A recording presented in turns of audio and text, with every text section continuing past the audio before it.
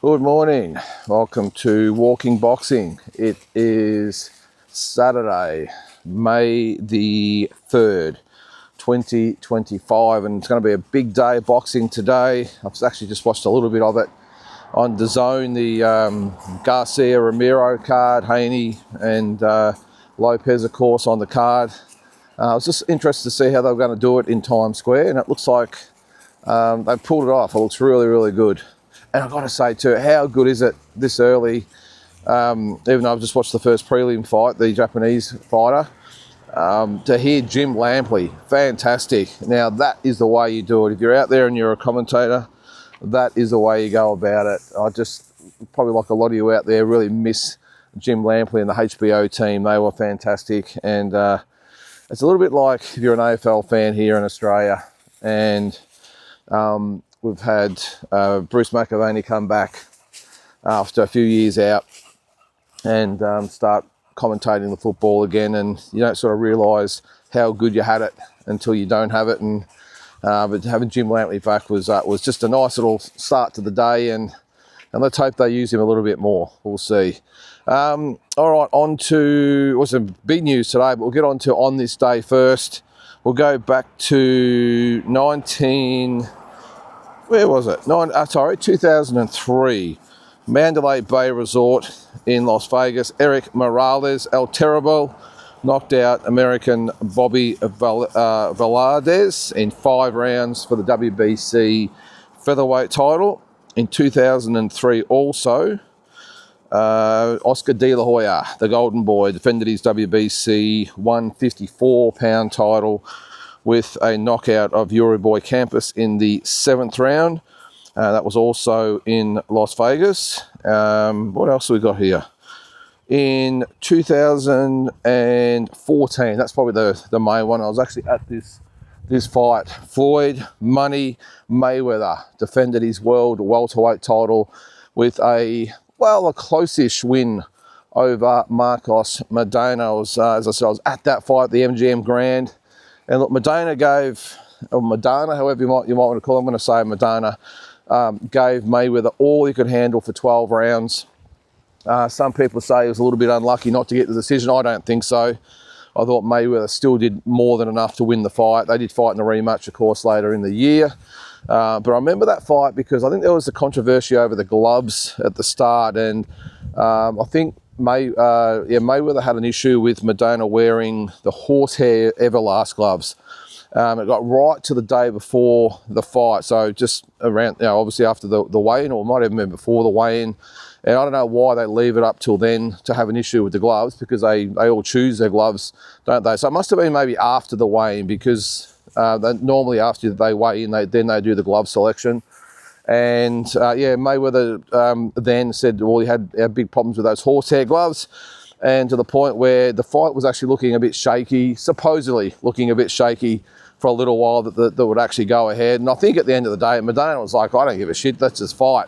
I think it was more his team that were carrying on a little bit and digging their heels in. But when you're up against Floyd Mayweather and you are the B side or even C side, whatever it might be in some occasions, I think you just do what you're told. And he wore the same, let's just say the proper Everlast gloves, the normal Everlast gloves, and really gave Floyd Mayweather a tough fight. I remember after this fight, I was walking out of the arena, and the MGM Grand Garden, if you've ever been there, when you walk out, the foyer is actually quite small, and a lot of people funnel through there because they like to funnel them back into the casino, because the arena is actually attached to the casino. So you come out and you go through some like a shopping or a strip of shops inside, and then you get to the casino floor there, which is where, of course, they want you, because they want you to gamble your money after you're finished. And I was walking out, and it just happened to be like a big group of people, obviously with 15,000 people or something walking out, but someone must have heard what they thought was a gunshot or something like that. I don't know how they would think that, but there was a bit of a bang. I don't think it sounded like a gunshot, but obviously a lot of people did, because it was pandemonium. Everyone just scattered. There was people knocking people over. I got pinned against the wall. Everyone just sort of all spread out, and I got pinned there and there, but there was people sort of trampling over other people, and it was just a mad rush to get out of there. And it was actually quite scary. I mean, I didn't feel too bad because I was against the wall.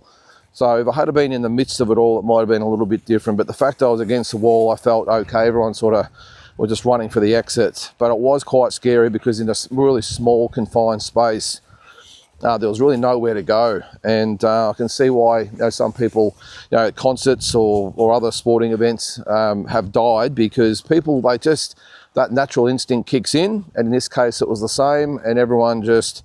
It was it was every man and woman for himself, and as I said, it was quite scary. And then sort of almost like a semi-riot started, and as I'm walking back up, I could hear all this commotion. Now that wasn't enough excitement. I'm walking up the strip shops there, and the Madonna fans weren't happy, and it was a really weird mix of crowd as well, because you had the Argentine fans who are almost like soccer hooligans, they were, and then you had the Mayweather clan, which is obviously the money team, and they don't take shit from nobody apparently.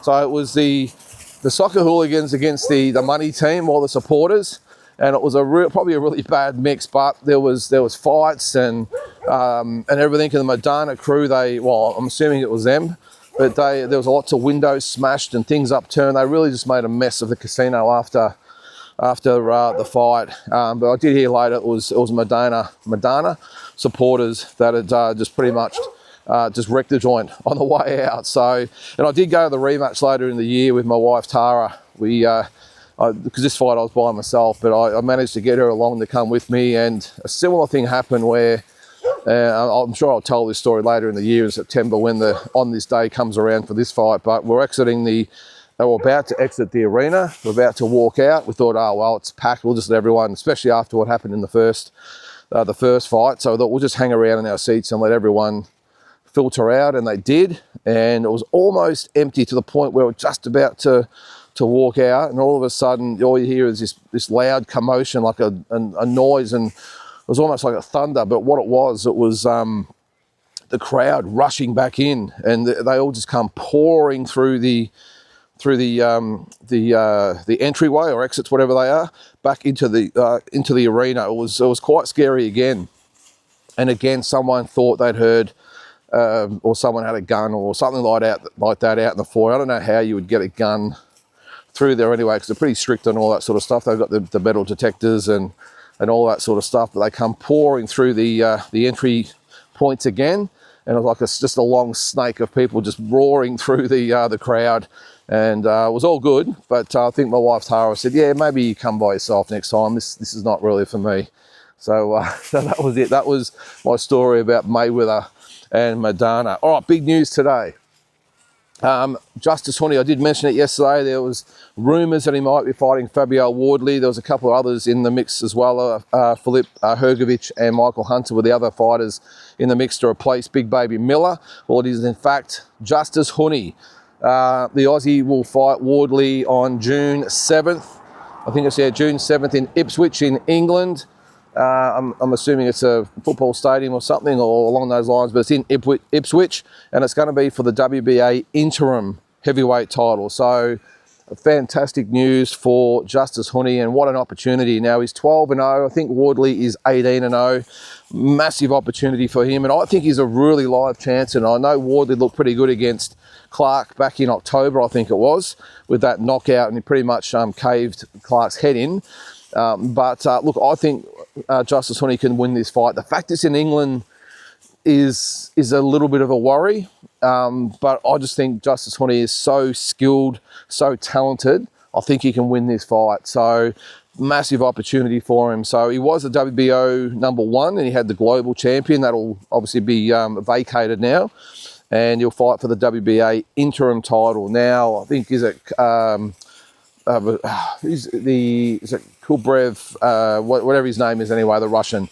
He's got the regular title, and then Usyk's got the actual title. I don't know, I just lose track of it. Either way, this is for the interim WBA title. What it will do, all that aside, it will push Justis Huni right up in the scheme of things as far as those big heavyweight fights goes. And I've just got a feeling, even seeing Justice in his last couple of fights and hearing the interviews and all that sort of stuff, that this is a guy that just cannot wait to have a crack at the big heavyweights out there, the top heavyweights. And I think he's seen his stablemate Jai Pataya take all the attention in the last sort of couple of years, and I think he thinks it's time that he has his crack and takes his opportunity. And as I said, I think he's a massive chance to win this fight. So that is June 7th in Ipswich. I'm just going to confirm that. It's not July 7th, is it? It's I just got the message from Mick Francis this morning. June 7th, there it is. So Ipswich Town Football Club. Okay. So, yeah, and they've dubbed it Running Towards Adversity. So, yeah, congratulations to all concerned. Mick Francis and the team, Tasman Fighters, getting Justice Huni this opportunity, and all the best to him when he locks horns with Fabio Wardley on June 7th. Now, the WBO have officially stripped Sebastian Fundora for the Tim Tszyu fight. That's obviously, it's all been in the news the last sort of 72 hours, but the fight looks really, really close to being officially announced. I'm sure they'll have a press conference and all that sort of stuff, as they always do. But you know, the main sign that it will 100% happen is that, yeah, the WBO have released a statement and they have officially stripped Sebastian Fundora of that belt. And Xander Zayos will fight Jorge Perez next for that vacant belt. So it really does open up the 154-pound division again, doesn't it? Because we're going to have 4 champions again instead of 3. But what another fantastic opportunity for an Aussie fighter in Tim Tszyu to get that opportunity so soon after what happened back in Florida? What was it, October, whatever it was. So Tim Tszyu, here we go. Was it October, August, whatever the hell? I think it was October, back in Florida when he lost to Murtazaev. Whenever it was, it doesn't matter. But again, the Aussies is really leading the way with just being able to get these big fights pulled off. And I said it yesterday, but full credit again to No Limit and the whole Team Tszyu team who have made this happen. And also credit to Sebastian Fundora and his team who have actually accepted the fight. They could have gone another route with Zayos or maybe a Virgil Ortiz or someone like that, but they've, well, let's just say they've kept to the word. I've just got a feeling they've looked at what the money side of things could be, and they've said, yeah, let's maybe go for the Aussie. They might seem as an easier fight as well. Who knows? Who knows? They might back themselves to get the job done again. Now, the one thing I will say in this fight, I've just read a lot of the online things this week, and obviously we've had our own discussions on the channel as well, is that I just get the impression that a lot of people are just already saying, well, it's done. Tim just destroys him this time. Look what happened in the 2 rounds when they first fought. This first fight, Tim's just going to murder this guy. Be very careful, guys. Be very careful if you're one of those people. This will be an extremely tough fight, and I've said it before. Just because you lit him up in the first 2 rounds means nothing. It means 0. This is why it is a 12-round championship fight. And I, for one, think this is going to be extremely tough. I think it's a 50-50 fight. As impressive as Tim was in those first 2 rounds in the first fight, again, this is why it is a 12-round fight. Now, do I think he wins? Yes, even though I've said it's 50-50. Let's just say it's 51-49 in my favour, in my view, in favour of Tim Tszyu. But I just don't like a lot of the comments even coming through the social media at this stage saying, well, Tim's going to kill him this time and this and that. Rest assured, guys, this is going to be a very, very tough fight for Tim. As I said, do I think he wins? Yes, but this is going to be tough. It really is. So just hold your horses if you think it's going to be one-way traffic based on 2 rounds in the first fight. So either way, I'm just wrapped again that Tim's got the opportunity, and let's hope he gets the job done this time. Now, news just on that card as well. I did mention the other day that maybe Manny Pacquiao is still looking for that WBC welterweight fight again, or title fight against Mario Barras. Now, it looks like it's going to happen. There has been a statement from Mauricio Sulaiman and the WBC saying that they've approved the fight, and Manny will try and break his own record by winning the welterweight title again at 46 years of age. Just crazy. But the reason I'm sort of bringing it up, which is even more important, are the rumours are that could be on the Tszyu Fundora card on July 19. So what an opportunity that would be for Tim Tszyu. I know he'll only be focused on his own fight, but the fact that Pacquiao and Barrios could also be on that card. Now, I also mentioned the other day that Lamont Roach and Gervonta Davis, the second fight, the rematch, could also be on that card. So could we be seeing a massive triple header of Tszyu Fundora, Pacquiao, Barrios, and Davis versus Roach 2? It would be awesome. So if you're thinking about going and you're saving up your pennies and you've been looking for an excuse to get over there and watch a big fight, well, this is probably one of the ones to go and see. T-Mobile Arena, looks like it'll be. So what an event that would be if, in fact, Pacquiao and Barrios is on the card. Now, do I want to see that fight? Absolutely not. I think, now, just excuse that wind too, guys. Sorry about that. I'm walking sort of straight into it at the moment. But with this Pacquiao, I'm probably not going to reference his exhibition that he had, because that's what it was. It was an exhibition. He probably barely trained and just did it for a bit of fun and got nailed a few times, big deal. But it was more so his last fight against Ugas, where he just looked terrible. His timing was gone. He just looked a little bit more stationary. There's no sort of spring in his step, and he got caught a lot. Now, Barrios, if he is going to fight for a welterweight title, and Barrios is the obvious choice, because a very, very limited fighter, and I think if he was going to fight anyone, that's the guy. But I think even at this point, Barrios would have enough to beat Manny Pacquiao. But look, you never know. The best in the business have a habit of just getting it done, don't they? They just pull something out, and I think that'd be great. But just based on his fight with Ugas, yeah, I don't really want to see it. But if it's part of the Tszyu Fundora and Roach Davis card, then I suppose bring it on. The big question is what fights are the main event and what's not. I did say the other day that Davis and Roach would probably be the main event, and Tim and Fundora would be the co-main. But does Pacquiao and Barrios suddenly go up the order a little bit, and that becomes either the co-main or even the main? I doubt it would be the main, but you never know. But either way, as I said, I don't think Tim or even Fundora really gives a toss where they are on the card. They just want to fight for their belts. Now also Canelo and Skull, if you listen to a few of the commentators on YouTube with his fights, I'll call him Skull, have made their weight over in Saudi Arabia, and we've got a fight for the undisputed 168-pound championship. So it should be a really good weekend of fight. So it was about 8:15 or something this morning when I set out. So we'll have that. Then tomorrow morning we've got Canelo, and then the morning after that is Inoue and Cardena. So a big weekend of fights. But yeah, they have made weight, and not really looking forward to the card overly much, but it's boxing, isn't it? It's on the weekend. So let's get into it. And one last thing, the tickets for Eubank, not Eubank, I've got that on my mind. I was just thinking about an interview we did this morning. Usyk and Dubois. Tickets have been released, and they've sold 60,000 tickets already.